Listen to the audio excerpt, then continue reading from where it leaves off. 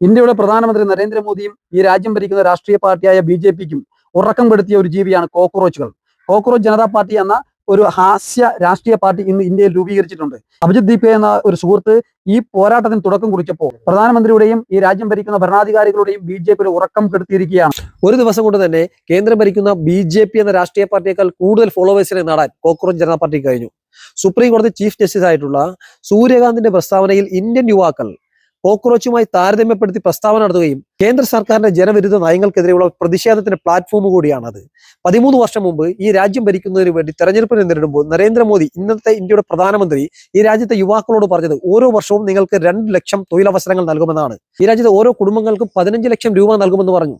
ഓരോ ഇന്ത്യൻ പൗരനും 50 രൂപയ്ക്ക് പെട്രോളും ഡീസലും അടിക്കാൻ കഴിയുന്ന സാഹചര്യം ഉണ്ടാക്കുമെന്ന് പറഞ്ഞു. ഓരോ കുടുംബത്തിനും 300 രൂപയ്ക്ക് പാചകവാതകങ്ങൾ നൽകുമെന്ന് പറഞ്ഞു. ശുചിത്വമുള്ള ഗ്രാമങ്ങളും നഗരങ്ങളും ഉണ്ടാക്കുമെന്ന് പറഞ്ഞു.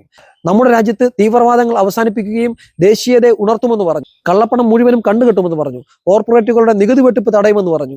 ഏറ്റവും വലിയ സാമ്പത്തിക ശക്തിയായി ഇന്ത്യ വളർത്തുമെന്ന് പറഞ്ഞു. ഏറ്റവും വലിയ പ്രതിരോധ ശക്തിയായി ഇന്ത്യ വളർത്തുമെന്ന് പറഞ്ഞു. 13 വർഷങ്ങൾ കൊണ്ട് ഈ രാജ്യത്തിന്റെ പൈതൃകത്തെയും സംസ്കാരത്തെയും ഭരണഘടനാ സ്ഥാപനങ്ങളെയും തകർത്തെറിഞ്ഞ ഈ രാജ്യത്തെ ജനങ്ങളോടും ഈ രാജ്യത്തെ യുവാക്കളോടും വിദ്യാർത്ഥികളോടും കർഷകരോടും എന്തൊക്കെ ചെയ്യാമെന്ന് പറഞ്ഞോ അതൊന്നും ചെയ്യാതിരുന്ന ഒരു ഭരണകൂടമായി നരേന്ദ്രമോദിയുടെ സർക്കാർ മാറിയപ്പോൾ കേന്ദ്ര സർക്കാരിനെതിരെയുള്ള വലിയ ഒരു ജനവികാരമായി കോക്രോച്ച് ജനതാ പാർട്ടി മാറിയിരിക്കുകയാണ്.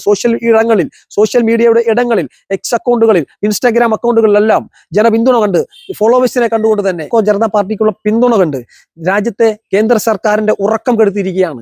നരേന്ദ്രമോദിയും സംഘപരിവാറുകളും ബി.ജെ.പിയും കോർപ്പറേറ്റുകളുടെയും ഉറക്കം പോയ ദിനങ്ങളാണ് കഴിഞ്ഞ 2-3 ദിവസമായി കാണാൻ സാധിച്ചത്. സ്ഥാപകനായിട്ടുള്ള അഭിജിത് ദീപയ്ക്ക് ഇന്ന് വധഭീഷണി നേരിട്ടുകൊണ്ടിരിക്കുകയാണ്. അദ്ദേഹത്തിന്റെ സോഷ്യൽ ഇടങ്ങളിൽ അദ്ദേഹത്തിന്റെ പ്രൈവറ്റ് അക്കൗണ്ടുകൾ പോലും ഹാക്ക് ചെയ്യപ്പെടുകയാണ്. ഇത് ഭരണകൂട ഭീകരതയായി ചിത്രീകരിക്കേണ്ട ഒരു സാഹചര്യമാണുള്ളത്. നാളെ അഭിജിത് ദീപയ്ക്കയും കോക്രോച്ച് ജനതാ പാർട്ടിയിലെ ഫോളോവേഴ്സ് ആയിട്ടുള്ള ആളുകളെയും നാളെ ദേശവിരുദ്ധരും രാജ്യവിരുദ്ധരുമാക്കിയാൽ പോലും നമ്മൾ അത്ഭുതപ്പെടാനില്ല എന്നുള്ളതാണ്. ഈ രാജ്യം ഭരിക്കുന്ന നരേന്ദ്രമോദിയും കോർപ്പറേറ്റുകളും ഈ രാജ്യത്തെ ജനരോക്ഷവും യുവാക്കളുടെ പ്രതിഷേധത്തിന് മുന്നിൽ താഴെ വീഴുക തന്നെ ചെയ്യും. അതിനു മുന്നിൽ നരേന്ദ്രമോദിക്ക് പിടിച്ചു നിൽക്കാൻ സാധിക്കുകയില്ല എന്നുള്ളതാണ് ഈ ട്വിറ്റർ അക്കൗണ്ടും എക്സ് അക്കൗണ്ടുകളും മറ്റ് സോഷ്യൽ മീഡിയ അക്കൗണ്ടുകളും എല്ലാം കൂട്ടുവാനുള്ള ശ്രമങ്ങൾ നടക്കുന്നതിന് പിന്നിൽ.